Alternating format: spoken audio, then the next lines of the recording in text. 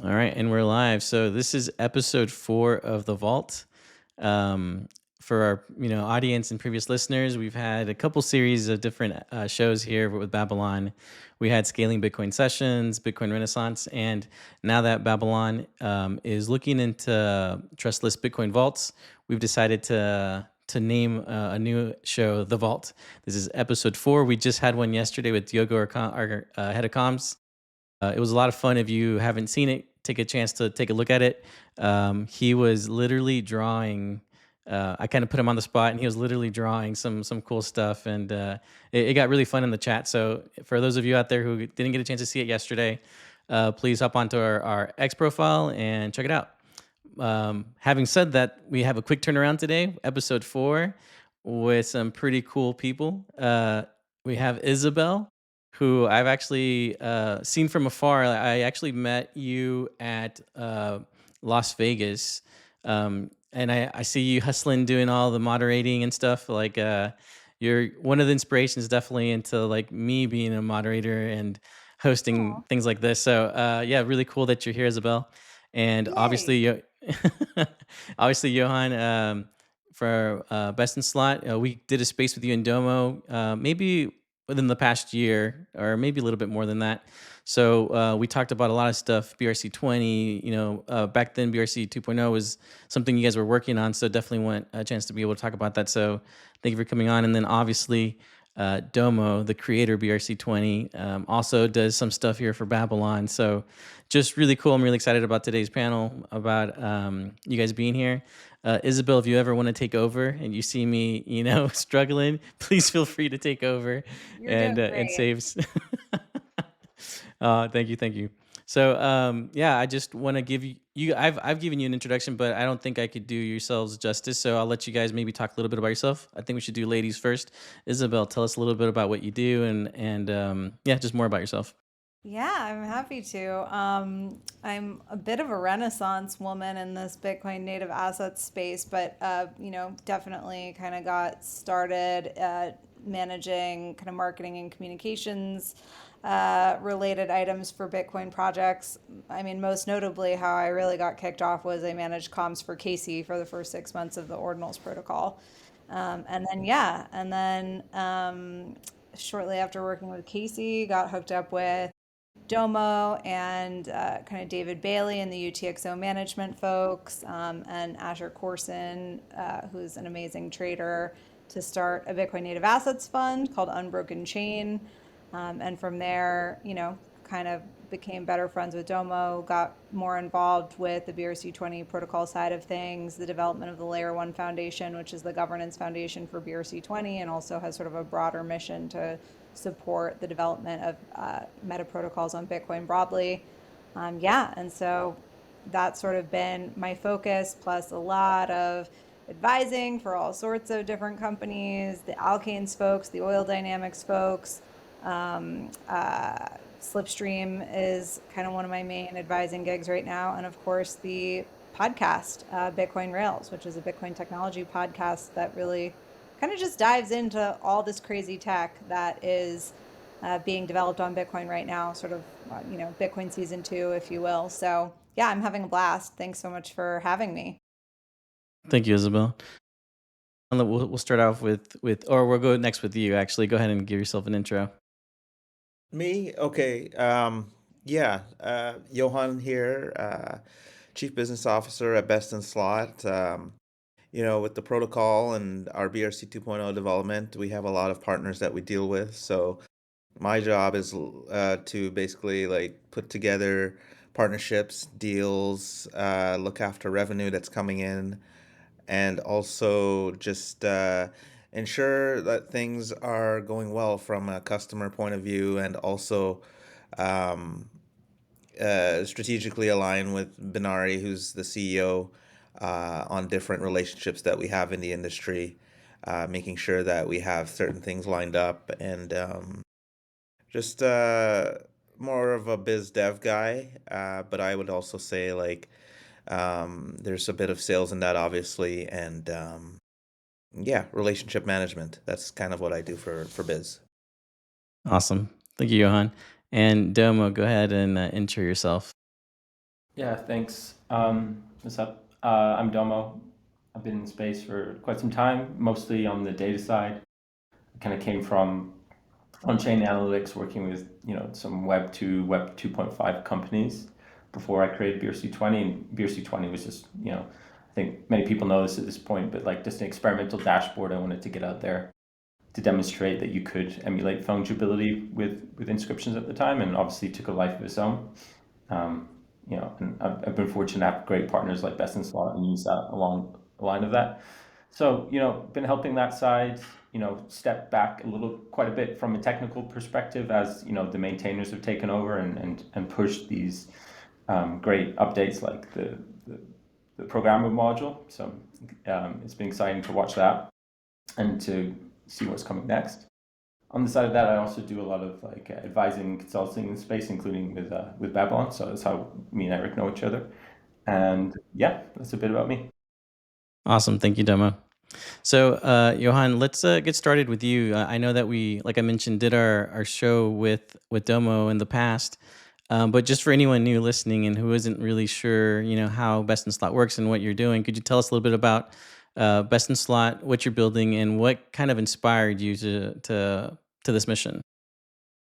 Yeah, so I'll give the story that the founders have given me. They were building for Ethereum, and back in 2023, Binari, when Ordinals came on, they saw an opportunity to pivot into the Bitcoin space because you can finally build on Bitcoin, which is what Ordinals really were, and that having that ability to inscribe was just like a mind-blowing thing at the time.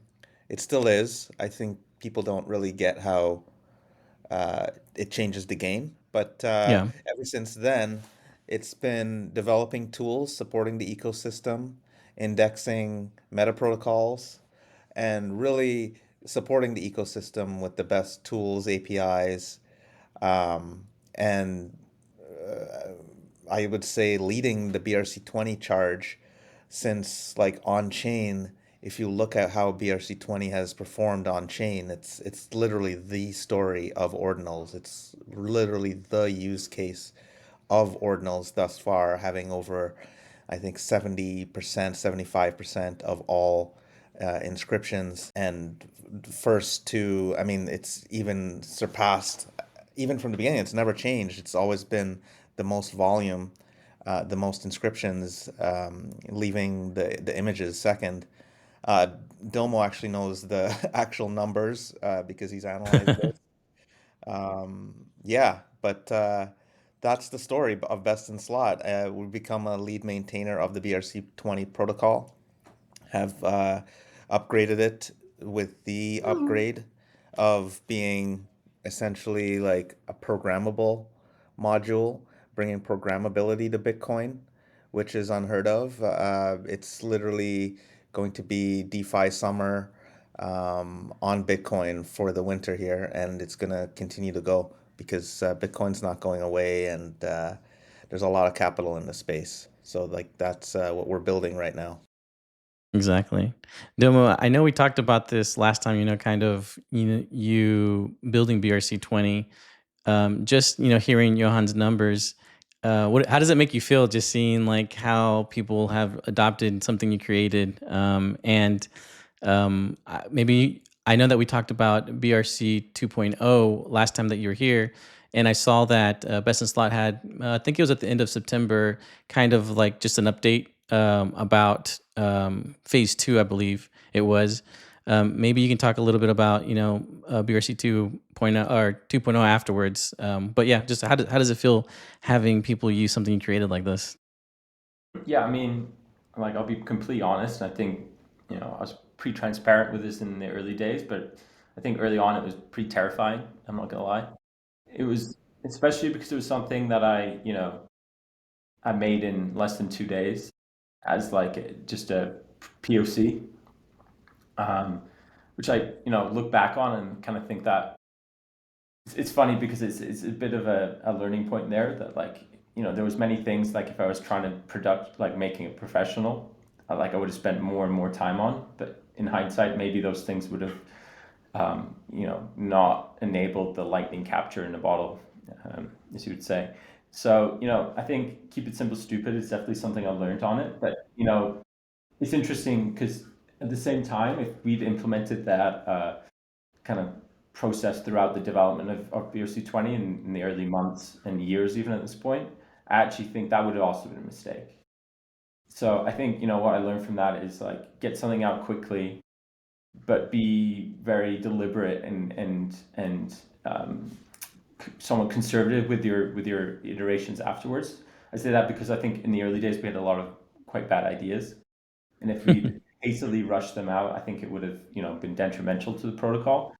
So that to answer your question, scary because of just the spontaneity of it. And then yeah, Karen. I'll just say here's a question for you. So you had a bunch of ideas. Were you purposeful in not implementing them, or you just didn't have like the manpower to implement them? So they kind of saved you. Do you think? Or just curious as to the reason that you didn't implement all these ideas.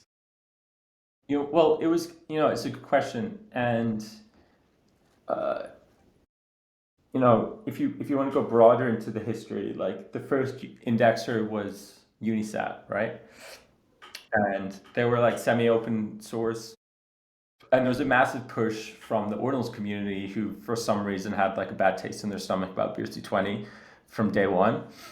That so like whatever FUD measures they could get out there, they would, and one of those was that like, and I think it was somewhat valid, if I'm being honest, is that there needed to be a more diverse set of indexers, and that's where people like Best in Slot came into the fold, right? And there's some benefits to that, like independent creation of the indexes make it more battle tested because two people started from scratch and creating the indexer and came to the same result. So that's undeniably a good thing. But if you can imagine a world where there's like 7 or 8 like indexers working in kind of like a cohort, it's quite difficult to get updates across the line. It's not like one implementation of ETH or Bitcoin Core that everyone can go and sync on their nodes day one. Like everyone has like a different infra and different bandwidths and whatnot. So I think that's probably one of the main reasons that we could still do updates, but um, you know it really had to be worth it to go ahead. And I think, in a lot of that, we kind of, in the process of getting that across the line, we are like, oh, hold on a second, there could be a better idea here, um, to give some further context. All right, thank you. And then You you and had I another saw. question about BRC20 2.0. What was that? Yeah. Yeah, so the follow-up question with that was just like I saw that there's been some updates on that when it comes to just the next phase, which is phase 2. So I'm just wondering from last time when we talked, what's been going on with BRC 2.0 and where are you guys at now? Yeah, so I think the decision to go with like the 6 byte tickers, definitely, like, I'm glad we went down that route. As to my knowledge, there's been no like quote unquote bugs with the update so far, but there's definitely been optimizations and improvements that can be made and are easier to implement when you just have the 6 ticker byte space. Moreover, that exact same situation that I was explaining before, where it's a multitude of independent indexers that need to get it across the line. That's been the main focus in getting prepared for phase 2. Best in Slot engineers are helping out other key players in the space to get their indexers and infrastructure set up for the upgrade. And as soon as that's running safely and smoothly, I think we can proceed. So I think that's the main limiting factor. But at the same time, like this 6 byte space that we've kind of been exploring is a good entry point for people to kind of experiment and see what's going on, as well as the Best Slot team to kind of take a step back and see, okay, maybe we can improve this, maybe we can optimize that kind of things. Yeah. And like, Awesome. I'm curious if Yohann agrees being more close to that. Yeah, no, absolutely. I think every decision we've made along the way has always been to, put security first. Um, Essentially, we want to see how things be slow and intentful, with the developments. it's not a toy that we're playing with here. It's people's like capital and people's money, and there's been a lot of it that's been wrapped up in BRC20. So everything has been done slow and methodical, to echo what Doma's been saying. Awesome. Thank you, guys. My next question is actually for Isabel. Isabel, just wondering, like, when you first, became aware of like what Domo was building, Best in Slot, and just what your first kind of perception was of what you were seeing. Well, that's kind of a funny story because when BRC20 first came out, I was working for Casey. And Oh, Casey was notoriously critical of BRC20, and was concerned about, BRC20, BRC20 JPEGs basically, or JSONs, kind of polluting his beloved Ordinals Explorer. So yeah, so that was sort of like, my initial, I was so deep in Casey land at that point. I really was not very connected to the rest of the ecosystem. I mean, Casey, the whole team at that point, the Casey team at that point was very, very much living on an island. I mean, we were kind of self-proclaimed Bitcoin maximalists, all of us. We all came from, Bitcoin maxi land, and most of the folks coming into into ordinals at that point were Ethereum NFT folks, and so yeah, we were. It was a weird thing, the ordinals core team, especially at that time. I think now attitudes have shifted, for a lot of reasons by most of us. But at that time, we were very, very isolated, kind of like living on an island, being like, wow, we created this great thing. Really, Casey and the rest of us were supporting him, but like created this incredible, insane thing. But, we were definitely not connected to the real users of the protocol, which I think was a big problem at the time. Anyway, long story short, I did not pay much attention to BRC20 as a result. And it wasn't until I stopped working for Casey really and started kind of looking more deeply. Actually, I would say there were some moments that I had where I was doing some comms related stuff. Like I went to ETH Denver, I remember, when I was working for Casey, and that was like the first time I'd ever been to an Ethereum conference. It kind of opened my eyes to, again, like who's actually using this thing and why and what's going on and like what are the interests and values of these communities. But yeah, but definitely when I stopped working for Casey in June and I started getting more involved with the fund, with the Bitcoin Native Assets Fund, the Asher Corson, the trader who I mentioned, who started the fund with me, Domo, and David Bailey, he was one of the very, very first traders of Ordi. He was a mentor of Ordi, and he also was very influential in kind of changing the way I think about tokens specifically, or fungible assets on Bitcoin. What the implications of that might be long term. So yeah, so now I'm definitely in a whole, I feel like I have like a whole new brain space about it. But yeah, funny story. I definitely was not paying attention initially. Um, Again, primarily because I was on a different, political side of the aisle, I guess, at that point. yeah.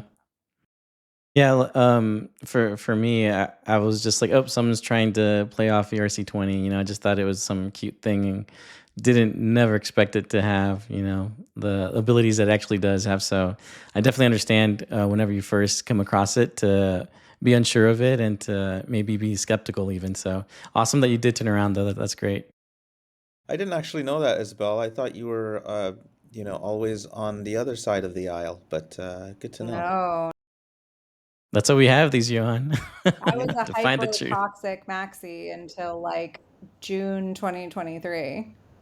Interesting. Okay. Yeah. And, Let's I let's go wanted to down say the. something. Oh, go ahead, I Johan. wanted to say something about like Domo's comment about it being so sudden, and um, yeah, I think that was part of the charm and the success of the protocol, was that it was developed out in the open, um, and it really took. It showed like it was very organic and grassroots. There was no like central planning behind it. It was just literally Domo spreading ideas and into a permissionless system. So That's the kind of like charm and beauty of it, and that's kind of like why I personally started minting stuff. So So, Johann, my next question is actually for you. I've noticed that I've come across this phrase whenever I'm looking at stuff for best in slot. Let me make sure I read this part here because I want to make sure I don't say it wrong. EVM compatible layer for Bitcoin. What do you think that having an EVM compatible layer for Bitcoin does for BRC 2.0? You think it's going to attract, those Ethereum developers? Um, I think that speaks to what kind of Babylon's doing right now. So that's why it's really caught my attention. Just curious as to how you feel about it. well, I mean, there's a successful smart contract community out there for over, I would say, up to 10 years now, and it's the EVM community. Like, you have chains like Avalanche and Base and Polygon. Like, they're already these huge ecosystems with hundreds and thousands of developers. Like, I don't even know the number. We saw a stat like we put out last week about the number of new devs coming into the ecosystem, and EVM and Ethereum still lead the way. There's like 10 chains underneath there. So even the just organic growth of people pivoting and saying, hey, you know what, we can just take the same code and apply it to BRC 2.0 and be on Bitcoin and access Bitcoin, uh, you know, is just an idea I don't think people have really realized yet. What I've been doing is working with a lot of the different projects that are all the way from like vibe coders going, hey, you know what? Let me just try and convert this Solidity contract for a strategy contract to, hey, let's try and do Aave on Bitcoin, like the Yuna guys are doing, the Yuzo guys are doing. And then we haven't even reached the point where the more mature builders are starting to come over yet. Like some of them are. We're talking to people in the wrap Bitcoin and the stable coin space, um, that are like, oh really? You guys are EVM compatible? You can do that? Well, that's straightforward. So that's the conversations that I'm having right now. And you guys are one of them. Yeah, and there's several other parties that have raised money and have a great use case, that could be on BRC 2.0 like within weeks. It's amazing. Um, so besides like protocols, are you guys seeing like actual devs kind of looking to tap into that Bitcoin liquidity? Yep, yep. We have about 15 partners under contract, projects under contract that are launch partners. They are going to be building all different kinds of things. Um, a lot of people just see the opportunity, see the tools that are being built, and are waiting for our AMM to release. They see the potential. So it's just a matter of like getting a good few use cases out there, bringing some base foundational uh, pieces to the table, like wrap Bitcoin and stable coins and things like that. When the AMM's out, like I suggested before, that those are just like the Lego bricks being built up right now. And whenever those pieces are in place, it opens up Bitcoin to a whole new DeFi sort of like use cases, that DAOs, all kinds of different things. Yeah. So I know that, Isabel mentioned kind of being a BTC maxi, and I feel like so far there's been a disconnect where Bitcoin holders want to stay on Bitcoin, but obviously most of the liquidity is actually on EVM. What do you guys think? I'm gonna leave this kind of open for all of you guys to answer. What do you guys think changes that shift? What changes that narrative? Yeah, I think it's just balancing those trade-offs, right? I think, there's a couple I can think of. It's, sufficient trustlessness. It's, ease of use. It's liquidity and potential upside from like rewards. And I think no ecosystem has like cracked that 100% on the Bitcoin side yet. I think Babylon did a great job. You can look at the TVL; it speaks for itself, right? In terms of cracking some of those trade-offs. But I think I still think as like the on-chain Bitcoin ecosystem is, 2018, 2017, early 2019 in terms of the Ethereum ecosystem, where it's a lot of people experimenting stuff, throwing stuff at wall, see what sticks. And I think, there's for sure going to be some triumphant things that kind of transcend from this. I think, to write off an ecosystem, within the first realistically like 2-3 years of experimentation is short-sighted. And you look at institutions, right? The only thing they're interested in for the most part is Bitcoin. So I think there's a lot of emphasis on acquiring Bitcoin with these Bitcoin treasury codes. There's public companies acquiring the Bitcoin, but as soon as that becomes like out of no longer edge in terms of like generating value for your stock price or headlines, I think they turn to like, okay, well, we have a bunch of Bitcoin now. What can we do with it? So I'm expecting that. I think there's a lot of Bitcoin whales that would love to have, ways to use their Bitcoin, but are a bit hesitant because things are a bit clunky. There's a bit of friction. The trustlessness is not quite to their satisfaction, but I'm sure that a lot of those problems are going to be sorted in the next couple of years or months. Yeah, that makes complete sense. Curious if Yohann or Isabel have any other things they want to add to that question. I got cut. I don't know if you noticed this, but I got Yeah, I disconnected did. for a second. Yeah, I did notice it. Kind of missed So let me restate the question. So I actually referenced you, saying that you were a Bitcoin maxi, and I mentioned that there's a disconnect between Bitcoin holders wanting to stay on Bitcoin, but all the liquidity being on EVM. And what can we do to kind of shift that? all the liquidity being on EVM. And what was the second one? That Bitcoin holders want to stay on Bitcoin. So there's that disconnect where they want to stay on Bitcoin, but all the liquidity is on EVM. So how do you solve that? It's so interesting that you say that, because most of the time when people ask me like a version of that question, they are actually saying like, oh, there's like all this capital tied up in Bitcoin. And there's, Bitcoin is this huge market cap that's just like wants to be used, which Yeah. I think is complicated question, right? I think like there is sort of like this question to be had, like, why isn't Bitcoin being used? Like with all of this money just sitting, in HODL wallets, like why isn't it being used? Like what is it about Bitcoiners where they don't use that Bitcoin, or they haven't used that Bitcoin? And is there a universe where they might? And it's funny, David Shea actually is, his big thesis is like, well, if you could do it trustlessly, if there was a way to actually provably use your Bitcoin trustlessly for something like staking, the big whales, the big Bitcoin whales would then, kind of change their tune and start like putting up their Bitcoin for yield.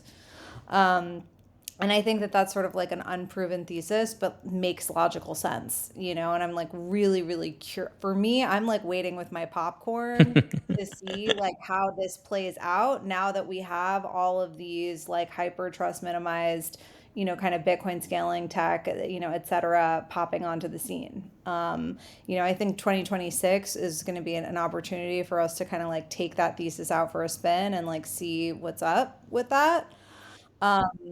I think, if we're thinking that that thesis holds true, then that in and of itself would be the reason why Bitcoiners don't want to go over to EVM in quotes, right? I mean, like they want to hold their Bitcoin. No one wants to sell their Bitcoin, and they definitely don't.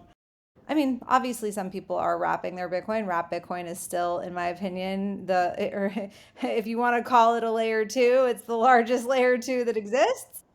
Um, but yeah, for the most part, I just think, there is something to be said for this thesis that Bitcoiners do not like trust. They don't want to wrap their Bitcoin. They don't want to move their Bitcoin to other chains, that will invariably involve some custodian. And, I think the big question is like, will that change? Will Bitcoin liquidity be unlocked if we have more like truly trust minimized or trustless solutions on Bitcoin? Awesome. That's fantastic. Yeah, and obviously I'm biased with David Shea and what he's thinking of, but definitely it's not proven yet, so we definitely have to wait and see if what Babylon's building can kind of help that for sure. So I think it's a great response. Yeah, and just to add on that, that's kind of like what the thesis of BRC 2.0 is. You say you can do all of these things trustlessly that are just going to be just closer to native layer one Bitcoin. So, we're out there experimenting, we're building, and we'll see how it goes. Do you all think that that there needs to be like a better narrative, or like I'm trying to think of how you can bring in BTC holders into DeFi more. Like, Isabel, you mentioned that it's because they want to make sure maybe that it could be more trustless. Is there something else that can be done narrative wise? You think that would bring in more BTC holders into DeFi? And I think that, I mean, I don't know exactly what can change this narrative, but I think we can explore deeper, why Bitcoiners, right? If you think about like the big Bitcoin whales, the big Bitcoin hodlers, like why they don't use EVM, for instance, or like why they're not. I mean, and again, some of them are, right? I mean, the Yeah. vast majority of Bitcoin users are not maxis. Let's just start there, right? Like maxis are an incredibly small minority of people. But in general, I do, I think that like if we want to talk about like maxi psychology and like why they're not using these other, applications, they also just don't like trading, generally speaking, right? Like they're not traders. Like they have a hodl thesis. Yeah. And I'm not sure, I think there was a one of the, I won't call it a problem, it's not a problem, but like one of the things that was kind of weird about ordinals, or something that I noticed about ordinals when I was kind of in the finance world there and like working with the fund, et cetera, was that there was this thesis that like all of these Bitcoin whale hodlers, would like all of a sudden start trading NFTs as long as they were built on Bitcoin. And that obviously did not play out. They don't like trading, like they're not into trading. And so, I don't know if the maxis are movable to EVM, but I also just don't think it matters because, like, they are a minority, and B, like, the game is not, I think, to get like the money is not in getting Bitcoin maxis to move over to EVM. The money is in just like broadening the pie in general, right? Like getting more users into these systems, generally speaking. Like something that, is challenging for this cycle, if you want to call it, right? Like one of the reasons we're not having like some blow off top in this cycle is because there's not a lot of new users coming in. We have institutions coming in, institutional, players like ETFs and, other kind of similar holders coming in. They're not coming in to trade JPEGs or meme coins. Like they're just coming in to like buy and hold Bitcoin for their treasuries or whatever. But we don't have new retail users coming in. We don't have new, people who are trading stocks on Robinhood who are all of a sudden, kind of getting curious about what's possible and why, the crypto narrative matters and why permissionlessness matters and, why all of these things that we fight for in our ecosystem matter. Um, and so I think that that's kind of where the growth is going to come from, is in something that opens up the landscape of crypto to totally new non-holder users rather than like just focusing on like, kind of in-game fighting of like which chain are you on and just like fighting to like convert people from one chain to the other. I think that point is like super great because that's essentially where Ethereum was in like 2020. When NFTs came on the scene, it was just seen as like this innovation that brought fresh new blood, fresh new breathability to the chain, sucked in some liquidity, and then allowed people to have this mechanism where they had a beta asset to trade ETH on, and ETH didn't die. Like, I mean, ETH had so many challenges through the years, but it didn't die because of its slowness and high fees. It kind of stayed alive because of the NFT scene. Um, and I think that's what Bitcoin DeFi is going to do for Bitcoin. It'll bring in new blood, it'll be fresh, new ideas, and it will uh, essentially uh, flatten out the curve or the big, huge drop that Isabel was talking about, the blow off top. I think that's exactly what Bitcoin DeFi is going to do, in my opinion. Just, I just want to add one more thing. I mentioned, these series of trade-offs and how, no one has quite cracked it as of yet. I think a lot of teams are hyper focusing on maybe like one element of this like multivariate, factors that go into adoption, users coming into your protocol. But I think you can look at like things that are overweight in one element and see that they're still getting traction. For instance, you look at the CDFI or CFI protocols, right? They have terrible rates compared to what you could do from wrapping your Bitcoin into WBTC and then using some Ethereum infrastructure like Aave to get a loan. But yet they have users. Is that you then look into like why that is? Is it because they seem to be a trusted entity because they're a big organization? Is it because they've got sleeker UI, like easier for new people to get into the ecosystem? Or is it like because they're more tax advantaged because you don't need to trade that Bitcoin into like a wrapped version, which is technically a taxable event? So like I think like there's lots of things. I think a lot of teams are trying to hyper focus on like one element, for instance, trustlessness. But if your number one goal is adoption, I think there's some that are missing the forest from the trees, seeing like other teams in the ecosystem focusing on different things. So I just think it's like a very multivariate problem, and maybe it's not possible to optimize on every variable in that equation, but I'm excited to see where like the optimal state ends up. Yeah, definitely really exciting. And like you mentioned in your first response demo, like we're just going to see a lot of these different protocols kind of finding solutions and building things out, kind of like where Ethereum was in 2019, 2020. And so just really excited to see, how that pans out, which ones keep standing at the end and who brings in the best solutions. Domo, I don't know if you would be able to do this, but just curious if you could talk a little bit about the Babylon's trustless Bitcoin vaults. Yeah, you might need to bear with me, but I think vaults across the BitVM3 world are exciting. I think there's one element that I think could make the difference for a lot of these big holders, which is the fact that I just mentioned that you aren't incurring a taxable event. I think a lot of these Bitcoiners that want to participate in DeFi have a cost basis from like much lower. And wrapping it, depending on jurisdiction, could count as a taxable event. Where these vault plays, Babylon included, I think that's less of a factor because that Bitcoin is held and on the base layer, and if you get liquidated, it's liquidated on the base layer as well, which brings its own challenges. But I think in theory it's more trustless.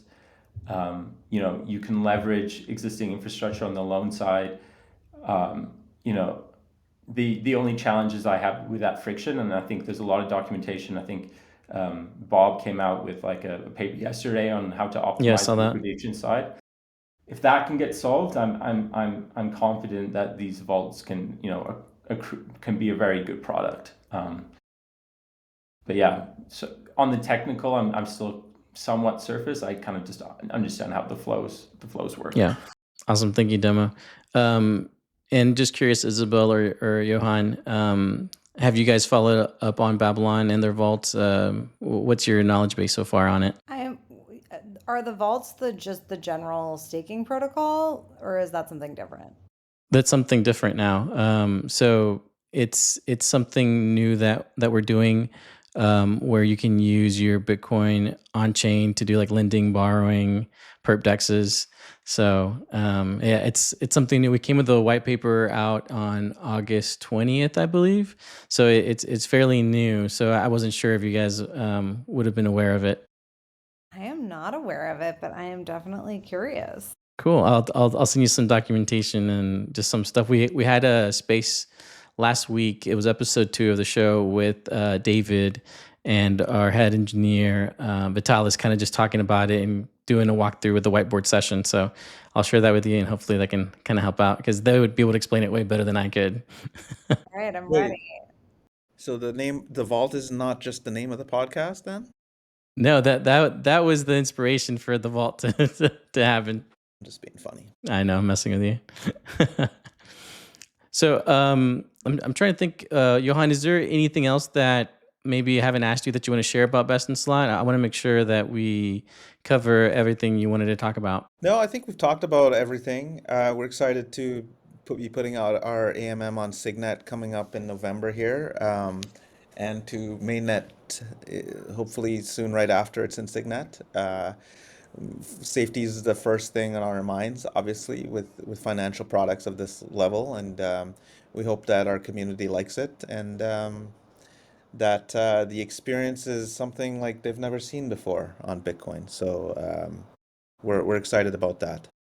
And by the way, we Awesome. do have our BizDex out there, which is the first on-chain order book on Bitcoin, trustlessly on chain. So that's kind of a cool thing that hasn't been done before. It's just a zero point 0.1 product, but it's out there working and hasn't had any issues thus far. And quite a bit of trading and volume have been on it. So we'll be upgrading that after the AMM is out. But we do want to get our AMM out first because that's what the community wants. Awesome. Thank you, Yohann. Isabel, is there anything you'd like to plug or talk about latest of what you're doing? Not particularly, although speaking of David is going to be a featured guest on Bitcoin Rails 2 weeks from yesterday, I think, on November 11th. So Okay, awesome. if folks want to watch David's, like an epic David Shea interview, make sure to follow Isabel Fox and Duke on Twitter and get the alpha on the episode when it comes out in 2 weeks. I for sure need to send you that information then so you can talk about vaults. Well, we already recorded it. We We already did. I recorded the gotcha. interview. It's airing on November 11th. Yeah, we Oh, did perfect. not talk Okay. about vaults. We mostly talked. I mean, yeah, we mostly talk about the tech. So the podcast is very much like Mm, a technical podcast, and I don't think vaults. I don't think the vaults white paper had come out when we recorded. okay.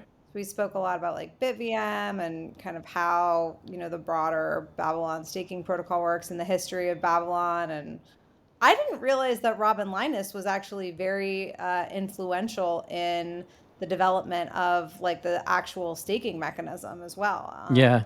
Yeah, so that was news to me. But yeah, I guess never fade Robin Linus. So yeah, He's a good brain. Yeah. it was a great like history lesson, like a really good like technical history lesson. Almost like you were talking to a professor. Yeah, almost something like that. I went out to California to Stanford and I got to see their office. That was cool. Awesome. That's awesome. I Yeah, haven't got to do that yet, so definitely jealous. they're out there. They're doing the real like they're in proper Bitcoin academia. David Shea and Robin Linus are holding it down for Bitcoin in like the American academia. So thank you to our soldiers. That's awesome. Speaking Domo, of is there anything academia, you want to? Oh, go ahead, Johan. Sorry. I just wanted to ask Domo, did you know that David Shea was an alum of University of Waterloo? But it's on brand. It's on Or, yeah. That's awesome. Makes sense. Domo, is there anything you want to share about what you're up to, latest you're doing that you want to share with everyone? Yeah, I mean, I've got nothing to plug if I'm being honest, but like, if I would encourage people to do anything, is there's like a lot of interesting stuff being built, on the Babylon side, vaults, I think, and others in the space. Like, I think, everybody should look into it and just kind of understand what, at the very basic, the flows are. I think it's super interesting at the least, and impact, and like the chance to be impactful at the best. And on the BRC side, like in a similar fashion, I think people are looking at the protocol itself. It's still like constrained to Bitcoin block times and fee constraints, but with the sequencer apps going forward, I think that is a game changer, similar to vaults in that regard. So just encourage people to keep current in the ecosystem. Some cool things are being built, and on Isabel's side, like there's no better place to follow that than her podcast. So just plugging everyone else on the stage. I've got nothing to plug myself. Yay! Thank you, Domo. Very sweet, very sweet. All right, so just again, massive thank to all of you, Domo, Yohann, Isabel, for joining. Really meant a lot to me. If you're a developer that's curious about Bitcoin vaults, reach out. You can reach out to us on Discord. Reach out to the X account. We'll be happy to follow up with you. Please follow everyone here. They were tagged in the announcement. Everyone here is great. Definitely worthy of a follow. Check out Best in Slot and their latest article. It's pinned on their X account. Isabel's podcast episodes for sure. Stay tuned to our next Vault episode, which will be happening next week. And just thank you everyone for listening. Hope you guys are having a great time, and thank you for spending your time with us today. Thanks, Eric. Bye, guys. Thanks, Eric. Thanks for having me on. Bye, guys.